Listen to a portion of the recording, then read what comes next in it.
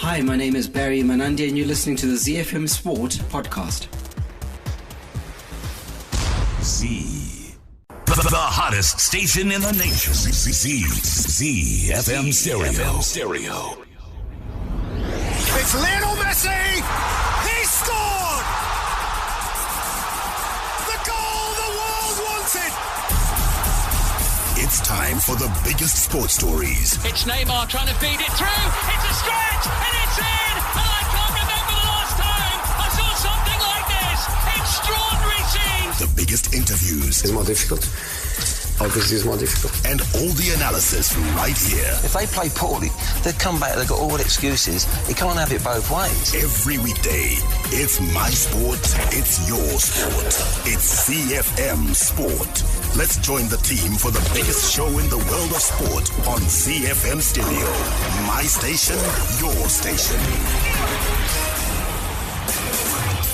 This time last year, we were mourning the tragic loss of Bra Hugh Masekela. Today, we mourn once again for one of our own. His friend, Bra Hugh's friend, has followed him. We say fare thee well, Samanyanga, Oliver Tuku Mutukudzi. This is ZiFM Sport on a Wednesday evening. It's usually a wacky Wednesday, but today we've abandoned our theme for a bit to celebrate an absolute legend. The team in the studio are Mike Madoda, Alois Bunjira, Chris Gray is back on the show, and of course on production is Sean Tafirenyika. I'm Barry Manandi. Well, we got some sports news for you over the course of the next hour. Zimbabwe is poised to stage the biggest ever COSAFA Cup tournament after the country was confirmed as the host of the 2019 edition. The International Cricket Council has announced the men's Test and ODI teams of the year, with India's superstar batsman Virat Kohli named captain of both sides. And in the beautiful game, AC Milan forward Gonzalo Higuain arrived in the United Kingdom earlier today and will undergo a medical at Chelsea. The Power Play on ZiFM Sport. Track by Oliver Tuku Mutukudzi, to whom we say fare thee well, Samanyanga, go well indeed. True ambassador of Zimbabwe, and I would probably say, Mike, one of our very first superstars. Him and Thomas Mkanya Mafumo were probably our first big superstars. Yeah, absolutely. I'll probably throw in Leonard Dembo as the first superstar. Yeah, 100%. And of course, I think Oliver Mtukudzi picking up the mantle that was left by Leonard Dembo when he passed away. So he's been outstanding as a musician. And I think this death, though it surprised many, of course, might not be aware that he suffered a very severe heart attack. And therefore, of course, was recuperating at home. At least we were hoping he'd recuperate and come back and thrill us once more like he has done over the last 3 or 4 decades. Yeah. But sadly, it was not to be. It wasn't to be, and today we celebrate the life of a legend. On our play of the day, we celebrate another legend, again, late, Michael Jackson. The Warriors, the Chevrons, the Cheetahs, the Mighty Warriors, and the Sables. From the pool to the track to the field, we are Team Zimbabwe.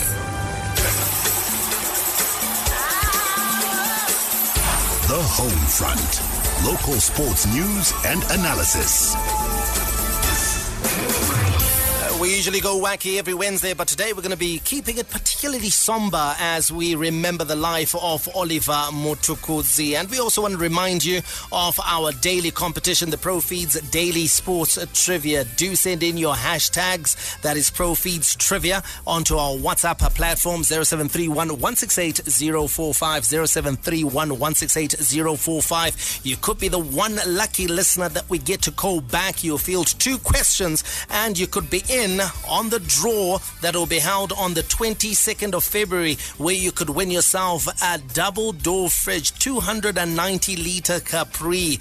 What a way to start the year. But the best way to start the show is to give you the news that you're waiting for, and we start at home as usual. COSAFA Secretary General Sue Destombes believes Zimbabwe is poised to stage the biggest ever COSAFA Cup after the country was confirmed as the host of the 2019 edition of the tournament, amid revelations that it could become a 16-team competition this year. Destombes arrived in the country on Monday ahead of some marathon meetings between COSAFA, the ZIFA board led by new President Felton Kamambo, and the government yesterday. She then emerged from the meetings to tell the media she was confident of the country's capacity to host the event. Let's hear from the COSAFA Secretary General Sue Destombes. In discussion over the last couple of months as to where we wanted, the 2019 COSAFA Cup to be. The president, Dr. Chiangwa, was determined that it is going to be in Zimbabwe. Why? Because we want to make it bigger and better, and we always have a successful tournament in Zimbabwe. We saw the women's tournament in Bulawayo last year, which was immensely successful. Some of you may or may not know that actually the 2017 COSAFA Women's Tournament was the biggest tournament and is now the biggest women's tournament on the continent of Africa. We had 12 participating teams, which is bigger than the Continental Championship itself. And look what a tournament it was, and a full house at Barberfield Stadium. It was a crowd, I think, that can be compared to last week's Platinum FC versus Orlando Pirates. So we want to do the same again when the COSAFA Cup comes to Zimbabwe. That was Sue Destombi. She's the Secretary General of COSAFA, speaking there about the fact that Dr. Philip Chiangwa, who remains as the president of COSAFA, pushed for Zimbabwe to host the tournament, and COSAFA have set the 19th of May to the 1st of June as the dates for the senior men's tournament, whose venues are set to be confirmed in a fortnight when the paperwork between the government and the organisers is finalised. First and foremost, we've got to say it's good news, isn't it, Barry? Yeah, it's absolutely good news. Any tournament that you host is good news, because it's a chance to watch quality football of whatever nature. So I'm glad that we're hosting it. Also, it's a chance for us to at least take a good hard look at our facilities, because you can't host an event like this with substandard facilities, so you've got to then do a bit of a spruce up. Yeah, the COSAFA, you can get away with one or two things, but certainly you have to then have that infrastructure upgrade as well. So the benefits are far reaching, so it's a good thing. One of the benefits, Alois, will certainly be on the football side, and we're hoping that by then the Warriors would have secured qualification for AFCON 2019, which will be played in Egypt, and it will be a really a good time for Sunday Mofuchidzambwa to assess our locally based players, to see those that will be good enough to gate crash the party in Egypt. Yeah, of course, we all hope that by that time we would have qualified. It actually makes for a good tournament as well, because, we don't want to be sad getting into another tournament when we are actually crying about not qualifying for the AFCON. So we really need to qualify so that we can make it exciting for Zimbabweans as well. But you're very right. That will also give the coach enough time to assess those fringe players, if I may say, that might want to stake a claim for a place in the AFCON team that will be going to the AFCON 2019. But my biggest advantage and the biggest benefit, I think, is Zimbabwean football, because, like Barry said, we have to spruce up our facilities, our stadium. I want to see a situation whereby we don't just use two stadiums. I want to see a situation whereby they will say one game is in Mutare, one game is in Bulawayo, but our facilities. I think you may be asking for too much. I know. That's why I say I would have loved a situation like that, but obviously it's just a toss. It's not even a toss-up. It's going to be Barberfield and Rufaro Stadium if they decide to use two cities, but probably they will try to use one city. And if they do try to use one city, it's just going to be Harare, I think, because Bulawayo could do with women football, but I don't think they will do men's football in Bulawayo. The punters in Bulawayo will be saying, what on earth are you talking about? That we can't host. I'm talking about facilities. We can't. What would be the problem with the facilities, though, in Bulawayo? Which two stadiums will host? No, I'm saying in terms of at least they could use Luveve. And a Barberfield Stadium. I don't think Luveve is fit enough to hold an international. Why City Stadium? Those could be upgraded. We are talking about the upgrading of facilities, and also the fact that usually the COSAFA, I think, tournament, you find out that in terms of you've got the lesser nations that come, and with all due respect, your Lesothos, ETCs, they're not going to be wowing, Bulawayo with a 15 or 20,000 crowd. But obviously, Harare certainly is the better venue when it comes to hosting the tournament. But what is the view around Rufaro Stadium, though, Alois, in view of the fact that when it comes, Rufaro can't host CAF Champions League matches, can it? Can't, no. They would have to work on it. It would have to be the National Sports Stadium. It would have to be the just National one Sports Stadium. Rufaro Stadium is still substandard. It's not homologated as ZiFM tells us. But there was an upgrade that was done at Rufaro Stadium. So when you look back, you wonder what exactly was done. at Rufaro Stadium when it still can't host. Yeah, what exactly do they do when it can't meet CAF standards? Now, Chris, of course, you attended the last edition, the women's edition, out in Bulawayo, and how did you find that experience out at Barberfield Stadium? And it will be a crying shame, isn't it, if you were to return to Barberfield Stadium or even go to the National Sports Stadium and find the standards more or less the same as you experienced a couple of years ago? Yeah, it would be a crying shame. And I think for me, Bulawayo is a great place to host a tournament. Some people would say, look, like Alois is saying, the facilities and all of that. But I think if you look at the amenities around and the amount of money that will be spent in a city like Bulawayo that usually doesn't get that sort of influx of guests, then I would say that Bulawayo is probably a better place to actually host. Would it have, though, in terms of, let's say, some of the support facilities, your hotels, etc.? I have my doubts that Bulawayo will be able to field like 16 teams. You know, do we have the hotels to match that? That's a distinct advantage for Harare, which has the accommodation and some of the supporting facilities in terms of where the teams are going to be based, where they're going to be training. I think Harare has got a distinct edge of Bulawayo. When you look at the size, if they're going to be saying 16 teams, then obviously Bulawayo, you have maybe 3 hotels that you can think about, but that still wouldn't be sufficient for all 16 teams. Yeah. So that's a disadvantage. But I would still like to see more money being spent outside of Harare when it comes to sport. Yeah. So are you advocating then for a split, guys? Let's hear that it be held in Harare and Bulawayo. Yes, I would definitely advocate for a That's split. exactly what I was wishing for, but I don't know how they're going to do it, but I actually hope that they do it. Some matches in Bulawayo, half the teams in Bulawayo, half the teams in Harare, then two cities host this semi-finals, and then they select the venue for the final. I would like to see it like that.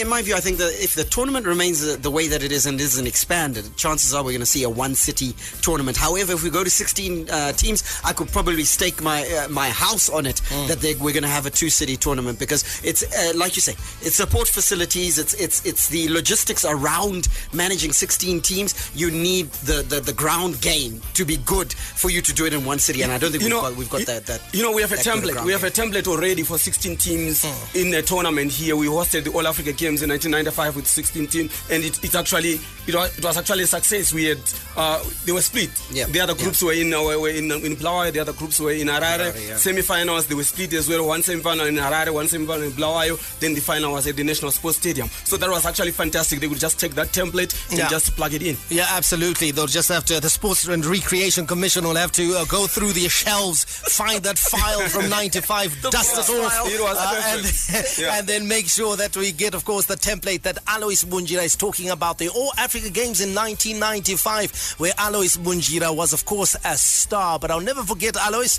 how you guys broke my heart in that final. We were expecting a win versus Egypt. I know. And in the end, you guys, I think, were beaten 3-1 in the final of the National Sports Stadium? Yeah, we lost 3-1 in the final, and it was heartbreaking as well. Even for us, it was heartbreaking. And, we look back and we made mistakes. We made our own mistakes. Some things that we were not supposed to do that happened. I shan't press you on that issue. No, don't press me, please. But I still believe if we had stuck to our guns and if we had stuck to proper channels or proper football discipline, we would have won that tournament, but unfortunately it wasn't so. Okay, just a reminder of our WhatsApp number again, 0731 168 045. Don't just use it for the Pro Feeds trivia hashtag, which we want you to do, but also use it to let us know your thoughts, your views, and your take on the sports stories that we're giving to you on Wacky Wednesday on ZiFM Sport. Coming up, we got a local sports news roundup. We then take a bit of a breather, and then we go international with our sports news. Hi, I'm Clemens Matau, chicken in midfielder. You're listening to ZiFM Sports. Let's wrap up the rest of your local sports news with a roundup, starting with karate, where Samson Muripo is hoping to carry the momentum which saw him succeed last year to his upcoming event, starting with the 5th International Sokyukshin Karate Championships Oyama Cup, which will be held in Iran towards the end of February. Last year, the 40-year-old fought his way to a gold medal in the open weight category. He also got a silver in the kata competition of the same weight division. Muripo, together with 5 other Sokyukshin karateka, fighters are scheduled to join some of the world's top fighters at the tournament in Iran. In football news, FC Platinum have confirmed that Norman Mapeza has stripped veteran defender Gift Bello of the vice-captaincy, but said there was no fallout between the pair. Mapeza has been mending his relationship with the defender after an ugly incident last month in which the gaffer was accused of assaulting the player. The former Dynamo centre-back has deputised captain Petros Mari, but last week that responsibility was given to veteran forward Mkokeli Dube.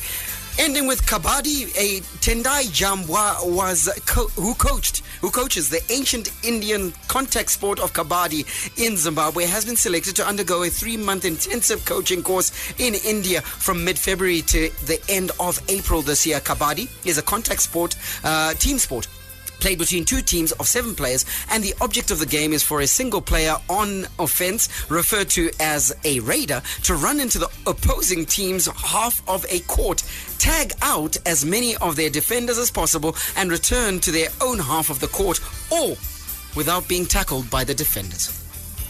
Are you facing financial challenges? Are you struggling to meet basic human needs? Do you have capital but don't know how to start a business? Do you have a business that isn't growing? All these problems are caused by poverty mindset and lack of financial intelligence. Whichever challenge you are facing right now, there's a one-stop shop for financial success. Introducing the Empowerment School of Wealth. 10 years of turning ordinary people into an extraordinary success. Established in 2009 by Dr. Nick Ohizu, this school will teach you how to start your business, how to correct your financial mistakes, how to raise capital, how to come out of debt, how to become a financial success, and so much more. Only 4 months of study to change your life forever. Join the champions of 2019 and give yourself a financial head start. School starts 9th of February. Classes run Fridays 5:30 p.m. to 7 p.m. and Saturdays 2 p.m. to 4 p.m. For registration, call 0735 532 194. Register now. Here we go again. Enjoy world-class radio online. ZiFM Stereo is available on TuneIn. Search for ZiFM Stereo and you got it. From the front of the grid to the back of the net, it's ZiFM Sport. International Sports News Roundup, where the world comes out to play. The International Cricket Council, the ICC, has announced the men's Test and One-Day International teams of the year, with Virat Kohli named captain of both sides following a remarkable 2018 as batsman and skipper. The awards, which honour performances during a calendar year, saw the India captain Kohli walk into both sides, which were selected by the ICC Voting Academy, comprising former players, members of the media and broadcasters. Kohli's 1,322 runs at an average of 55, with 5 centuries in 13 tests and 1,202 runs at an astounding average of 133, with 600s in 14 one-day internationals, saw him selected to both sides by every voting member of the academy, with the majority of them also opting to name him at the helm of each team. Kohli says he's honoured with the award. I feel really grateful. I'm very, very happy with the team doing well, at the same time myself performing as well, so I'm very happy with the awards. Having recognition at the global level from ICC is something which you feel proud of as a cricketer, because you understand there's many players who are playing the game, and to be rewarded in this manner amongst all of them is obviously a very proud moment for me, and something that gives you more motivation to keep repeating the same things, because you have to keep the standard of cricket up and keep bringing in consistent performances. So from that point of view, I think these awards just give you that extra motivation. And there will be no disputing that, isn't it, Barry, when you take a look at Virat Kohli's performances as a player and as a leader. He's been the most outstanding cricketer of perhaps the last 2 years. Yeah, he certainly has, and I'm glad you rattled off those statistics that he's got, and numbers don't lie in cricket, and he's certainly delivered in the disciplined way he's supposed to. We can't necessarily rate his leadership, and we know he leads that team very well, but we can certainly talk about the performances that he put in. Those averages of 55 and also 133, stunning.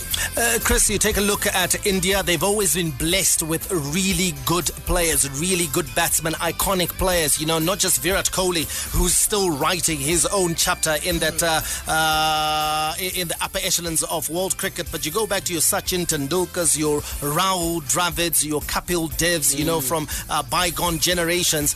But they are yet to really dominate world cricket by showing us the trophies in the manner that Australia has, for example. Australia, the last 5 editions of the World Cup, they've won 4 of those editions. And India have to kick on, especially with this golden generation led by a golden player like Virat Kohli. By perhaps winning the World Cup this year, this will really cement his place in cricket folklore. Absolutely. I think nothing does it like the silverware. That'll consistently be there to say, look, we won this particular tournament, especially the World Cup this year. That would be a nice cherry on the cake.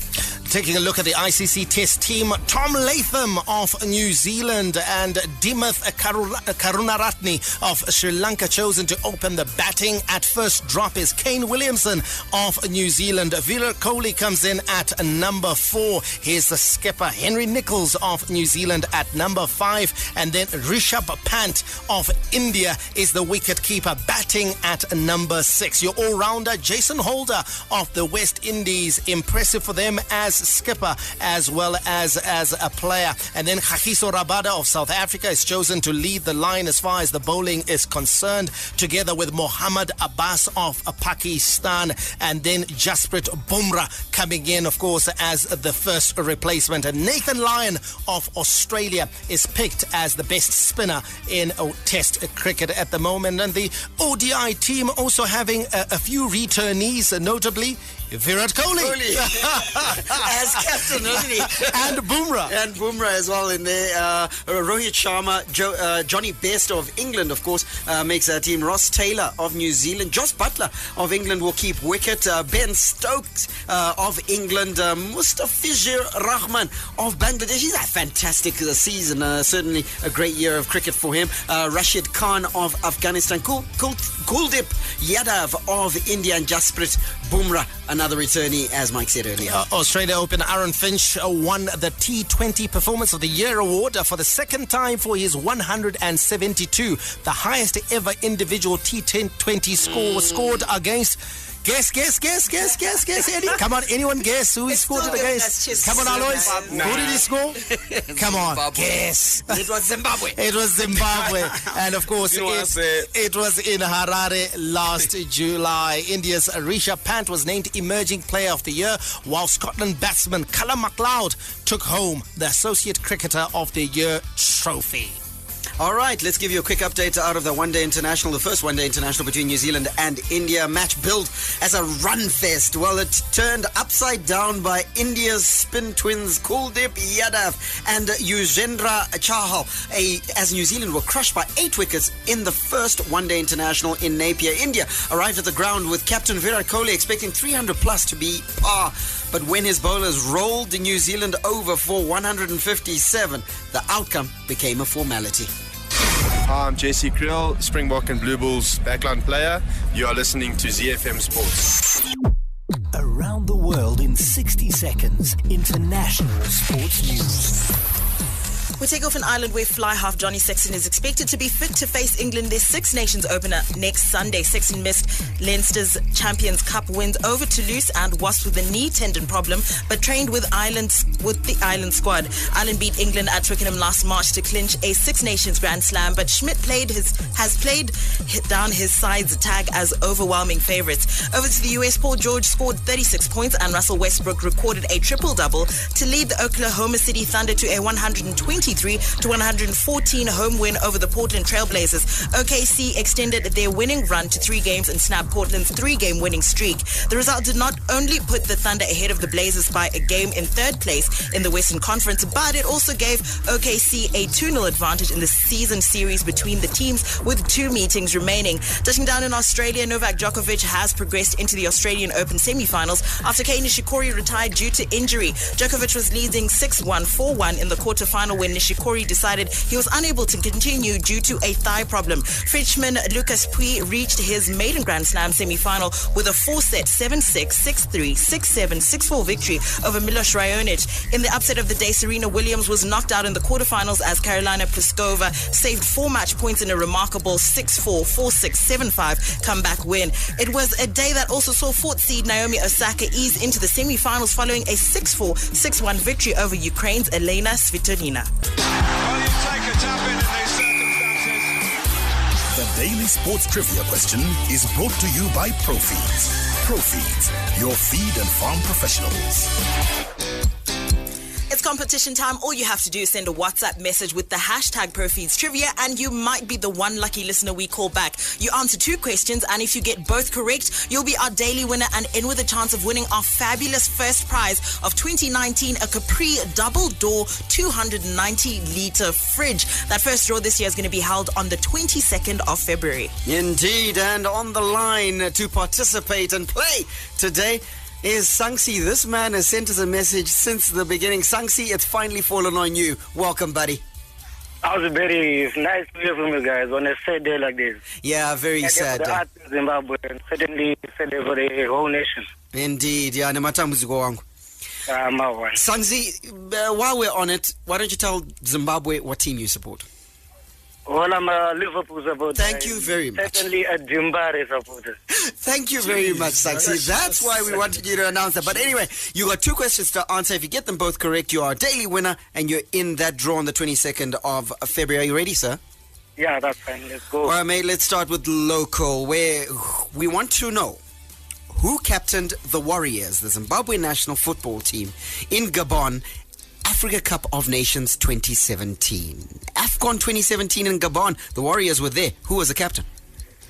Oh, was it Willard Kapsani? Yeah, yes, it was Well indeed. done. Bute. Yes, Bute. We call him Bute in South Africa. They call him salt and vinegar. Indeed. All right, second question. We go international, but not so international because it's just a hop, skip, and a jump across the pond into South Africa, where we want to know which South African stadium hosted the 1995 Rugby World Cup final. Kingsmead, Loftus, or Ellis Park? That has to be Ellis Park. Oh, my man. Good job, buddy. Well done. Like a true Liverpool fan. You never walk alone, buddy. Thanks for playing. You know how we do. All right, matey. Well, you take a tap in these circumstances. The Daily Sports Trivia question was brought to you by Profeeds. Profeeds, the performance feed. To all you Twitter heads, connect with ZiFM Stereo on twitter.com/ZiFM Stereo. /ZiFM Stereo. The big leagues, the big teams, the big players. The beautiful game on ZiFM Sport. All the rivalry. The captain likes the touch paper. It is blue touch paper. Always him on Derby Day. All the stars. Absolutely brilliant again from Mo Salah.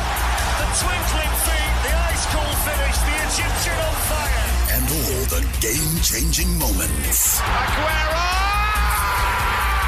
All the updates from the Premier League on ZiFM Sport. This is the league we want to watch.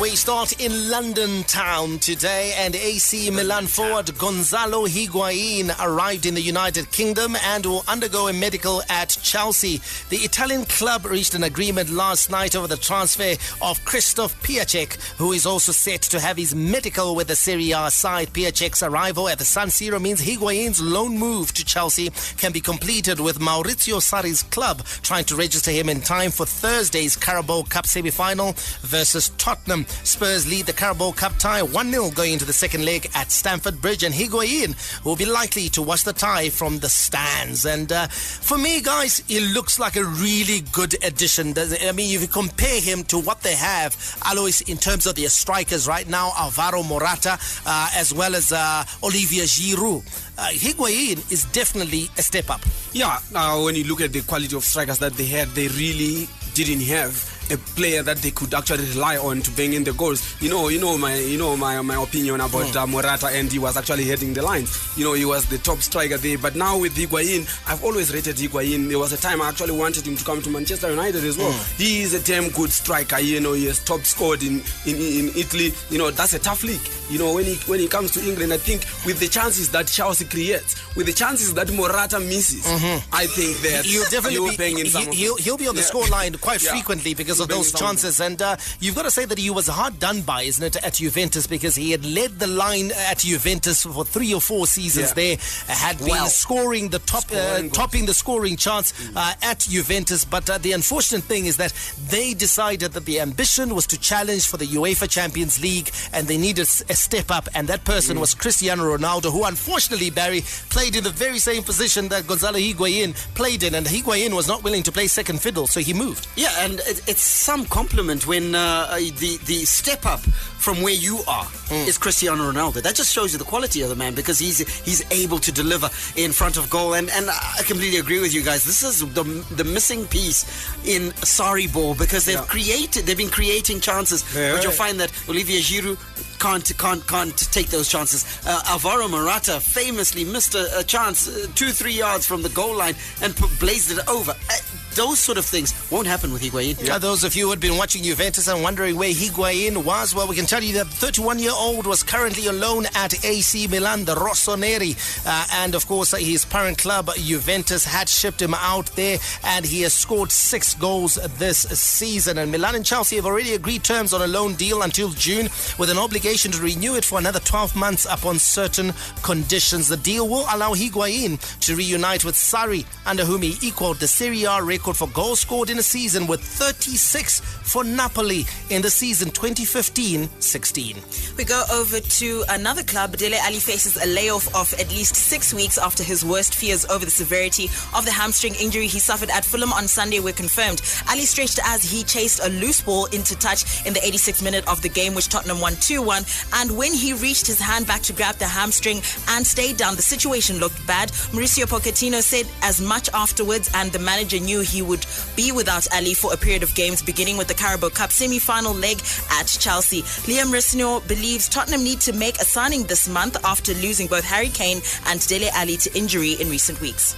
Well, that's why last week we were talking about Harry Kane, and now Dele Alli being out. They have to bring someone in this window if they want to achieve a trophy or stay in around that top 4. Manchester United are coming hot on the rails. Chelsea and Arsenal, yes, they're going through a difficult moment, but they'll be up there at the end. I think for their aspirations, they need to bring someone in, and at the moment, I don't see any other option than sticking with Llorente and trying to get him on form. But just as worrying as that was their defensive performance at Fulham in the first half. Davinson Sanchez was out of sorts. Fulham could have scored 3 or 4 goals. And if you haven't got your goal scorer at one end, you need to keep the back door shut. And at the moment, I think that would be a worry for Maurizio going into such a huge game on Thursday. So, guys, are we going to see Spurs signing at least a couple more players? One more player? Because it looks like they're done. Not the Spurs I know. But they might be forced to look for some good deals on the transfer market. Players who can come in and a loan move. Players who can come in and do a job. But I would very much doubt it that Daniel Levy is going to spend 40-50 million to bring in replacement players to fill the gap, knowing that these players, Dele Alli as well as Harry Kane, are going to be back towards the end of the season. So they are going to try and leg it out, I think, and they already have a good squad and some very good backup players as well in their squad, and so they'll try and make do with what they have. But the problem is now, with these 2 injuries to 2 key players, Alois, you had said that this team was capable of chasing Liverpool down. That's not going to happen, buddy. So no more. It's not going to happen. I don't think so no more. That's a sucker punch. Those are actually their 2 top players together with Eriksen. I think those are the 3 players, and Son, the 4. They're all out. Those ones. Imagine. So I don't see them chasing. They need loan deals, and the place that they can go to find those players is Spain. So do we see them dropping then? Or are they going to be able to maintain their position? I reckon that we're going to see a dip. But it will dip. I must compliment Poch on what he's done so far, because I didn't expect this. And so perhaps he might surprise us even further and be able to maintain. Yeah, because the gap right now, I think, between Spurs and City is 5 points. I don't think they have the capacity to chase City down into second. So. They are 9 points behind Liverpool, and I don't think that's going to happen. But Chelsea now is 4 points behind Tottenham, and Manchester United and Arsenal are 6 points or 7 points behind them. So there's still quite a few matches to go between now and the end of the season. It's going to be tough. Yeah, and some big matches where I think Spurs is going to travel and go to Anfield. That's an opportunity for the chasing pack behind Spurs to try and make ground on, of course, the gap between themselves and Tottenham. So even third right now is not looking assured. Should they chalk off the Champions League? They're up against Dortmund, so it's not even a question of chalking it off. They could actually lose that game against Borussia Dortmund. And that loss, I believe, just like Liverpool's loss in the FA Cup, would be a blessing in disguise. They could focus on the league, which is where they need to be playing. The league that makes football oh so beautiful, where artistry and strokes of genius are the order of any day, where the game is played with a smile and the little master creates his magic. It's Lionel Messi! All the news from the Spanish La Liga on ZiFM Sport. The goal the world wants it! All right, now Barcelona are seeking to win the Copa del Rey for a record 31st time, and they face Sevilla in the quarterfinals, with the first leg to be played at the Ramon Sanchez Pizjuan Stadium tonight. The Catalans have made a winning start to 2019, most recently grabbing a 3-1 victory against Leganes on Sunday, thanks to goals from Ousmane Dembele, Luis Suarez and Lionel Messi, carrying them 5 points ahead of second place Atletico Madrid in La Liga. Sevilla, meanwhile, find themselves fourth in the Primera División and 13 points behind the reigning champions, with victory in the Copa del Rey now their best hope of silverware this term. It's a tough old ask, even though Sevilla is at home. They're a handy side at best, but they're facing a juggernaut in Barcelona, aren't they, Bunj? Yeah, I don't see them beating Barcelona, to be honest. I think Barcelona are on a roll. And when you look at Barcelona, this thing, they concentrate on, they are good. Whether they are resting 2 players or 1 or 5, they are just good. They just steamroll their opponents. So I honestly speaking, I don't see Sevilla standing any chance. All right, we know that history doesn't count for much, but when we look at the stats, Barca have won 8 of the last 10 clashes, with the other 2 matches being draws. That doesn't lend itself to Sevilla having a fighting chance. Yeah, it doesn't, but they've always been hugely entertaining fixtures. Lots of goals in the matches between Barcelona and Sevilla. Tries to attack. Yeah, absolutely. And I think trying to attack as well is what really plays into Barcelona's hands, because we have seen how teams have managed to beat Barcelona. It's not, you don't beat Barcelona by trying to play football against Barcelona, by going toe-to-toe with them, because they are better than you. They are better than any side in world football by a country mile. They can play football. And you beat Barcelona by being defensively rigid, by playing on the counter, and that's how you beat them, by frustrating them, by strangling them, making sure that Messi doesn't get the ball, because if he gets the ball, he hurts you. So the problem with Sevilla is that they play football. They want to play football. And when you play football and you leave Barcelona with the space that you obviously are going to give any team when you're attacking and retreating in an open-ended match, Barcelona is going to hurt you. And so that's the problem. The thing for me that could perhaps make it closer is the team that is selected by Ernesto Valverde to step onto the field today. If he rests Messi, Suarez and some of his big players, then Sevilla close the gap. It still doesn't guarantee them victory, like Aloy said, but at least it closes the gap. But if Barcelona go full strength, which I suspect they'll do, because out of respect to Sevilla, they know Sevilla is a good side, then they won't underestimate. Sevilla's chances may be diminished. Yeah, Sevilla themselves, Chris, it doesn't look like they like changing their system. Pablo their coach, he's stuck with his 3-5-2 system, and it doesn't look like he's going to change it, because it hasn't worked in recent matches. Still hasn't changed it. Chances are tonight he'll go with the same. He seems to be stuck on that particular setup, and if they do go in with that particular setup, it's curtains. He's like one coach that I know who's stuck. But it's the good thing. I think for them, the problem is that they don't have the resources that they're sort of like bigger brothers, Barcelona, Real Madrid, and even Atletico Madrid is beginning to get as a result of being consistently in the Champions League. We've seen Atletico Madrid now close the gap on the 2 big teams. If Sevilla was able to have a period of sustained success in the Champions League, where they are in the Champions League for 5 seasons running, and then they're getting those resources. They'll then be able to bring in players who can fully implement that philosophy and be able to challenge playing open and expansive football. But then they're on and off. One time they are in the Champions League, then the 2 seasons out. Yes. The one benefit though is that at the Ramon Sanchez Speech 1, they seem to be very patient with coaches. They don't have their firing traditional culture, traditional team. So they'll stick with you. So look, he's got time to try and implement this philosophy. If he can be in there for the next 2-3 seasons, perhaps we'll see a very different Sevilla emerge. Horsepower unmatched. Torque to beat the best. Speed unrivaled. Sleek and easy on the eye. Let's get behind the wheel of football engineered to perfection. The Bundesliga, made in Germany.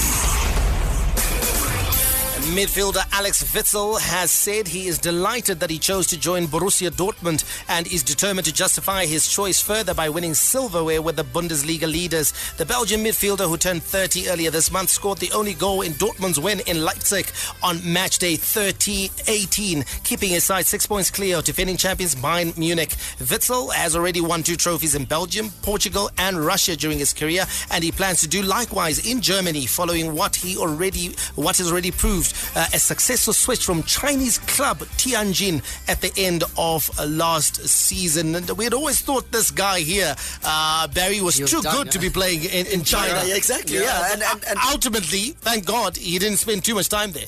Not a lot of players go to China and come back. We know the case of Paulinho, who came back to Spain, and now Axel Witsel, who's come back to Germany. Drogba is another one. When you come back from China, you can be caught up in the vicissitudes of European football. He hasn't. He's hit the ground running, and he's certainly performing for Borussia Dortmund and a team that is flying. It's sometimes easy to play in a good team, but certainly he's justified why he's there. Well, with his team still in the hunt in the Bundesliga, the DFB Cup and the UEFA Champions League this season, Witsel has every chance of adding to his medal collection. Having arrived in Germany shortly after helping Belgium finish 3rd at the 2018 FIFA World Cup, he has settled into life in Dortmund quickly. And I just want to compare, guys, and say that, the Dortmund situation is almost like the Liverpool situation, the way I see it, in that they have such a golden opportunity to end their trophy drought this season. You get the feeling, because you know Man City in England are going to improve next season, because Pep will never take a challenge. He's never going to lie down. No. He's going to say, you know what, Liverpool has caught up. We need to go 2 steps further. So they're going to improve, and Klopp knows that. And so that's why Liverpool has got to win it this year. Same thing again with Dortmund. You know that Bayern Munich are not going to lie down. They're not going to lie down. They're not going to muscle. They want the financial muscle that they will look for the best in Germany. Exactly. One or two from Europe, and make sure that they get a title-winning squad. And it's almost, this is the pressure, Chris, that Witsel and Dortmund are under, to make sure that they take advantage of this opportunity they have this year. Absolutely, and it would be a crying shame if, after coming from China and coming back and into this particular team in this league, if he does leave without actually grabbing that silverware and maintaining, especially for the next season. Paolo Rossi, Marco van Basten, George Weah, Gabriel Batistuta, Alessandro Del Piero. Serie A has been home to some of the world's finest strikers. And now they welcome arguably the greatest of them all, Cristiano Ronaldo, the best of Italian football on Z. Well, our coverage has a slightly AC Milan and Chelsea tinge because AC Milan midfielder Lucas Biglia has admitted that he has seen a change in the mentality of Chelsea lone star Timur Bakayoko this season. Bakayoko joined the Rossoneri at the end of last season on a season-long loan deal. AC Milan have an option to make the move permanent at the end of the season for a fee of €35 million. Biglia admits that the Frenchman has helped him to play better this season and believes there, Bakayoko has mentally toughened up after initially struggling at AC Milan. He's a player who it didn't work at Chelsea because we saw flashes, but he didn't deliver consistently for the Blues of London. But now we're seeing a very different player at AC Milan. He's up for it, eh? Yeah, it's quite good that he's doing well at AC Milan, because for me, to be honest, I was always skeptical about his move to Chelsea. I didn't really feel it. I didn't really feel him. But now he's doing well. Maybe he'll convince me and come back to Chelsea. Then he'll be a better player. One thing that gives players something in Italy is the grit. You have that grittiness, you have that fighting spirit, and when you come now to England with an improved technical ability, you will make it straight away. Yeah, and talking of grit, you don't need any better mentor in terms of grit than Gennaro Gattuso. So he's getting the right sort of mentorship at AC Milan, isn't he? Yeah, absolutely. I mean, Gattuso, of course, himself, he was a full-blooded player. Oh my God. If you want to call him that, he could get stuck in. And that is the grit, I think, that Bakayoko failed to show in his stint at Chelsea. Because the game in England is faster, and it's more physical than you're going to get in France or on the continent in La Liga or in Holland. And he needed to step up in the physical stakes. And for me, it is a mental thing. He's got bags of ability. He's got tons of ability, as we saw Monaco go on that glorious run in the Champions League. And he was one of the key players in that run. So that's what got him signed, the ability is there, but the mentality may not be there, because we've seen other smaller players like Bernardo Silva at Man City come in, adjust their game, and be able to go toe to toe with bigger players, with faster players. But they have learned that, this is how we have to do it, because these are the characteristics of the league. Bakayoko has got to show that if he's to return to England. Yeah, and I don't see him returning to England, because AC Milan have said that they are keen to sign Bakayoko on a permanent deal, but want Chelsea to offer him a discount on the previously agreed figure. So they're just playing hardball and trying to get him at the best possible price. But this is a player that they want to keep. It's tricky, Betty, for AC, because if he does well, Chelsea will want him back. Yeah. So he must not do well so that he can get a permanent deal. All right. We can't stay here permanently, because there are others that must follow. And the news comes up next. We have got to go. May God richly bless you. That's my story, and I'm sticking to it. Manandi, out. Be sure to catch ZiFM Sport every weekday on ZiFM Stereo. My station, your station.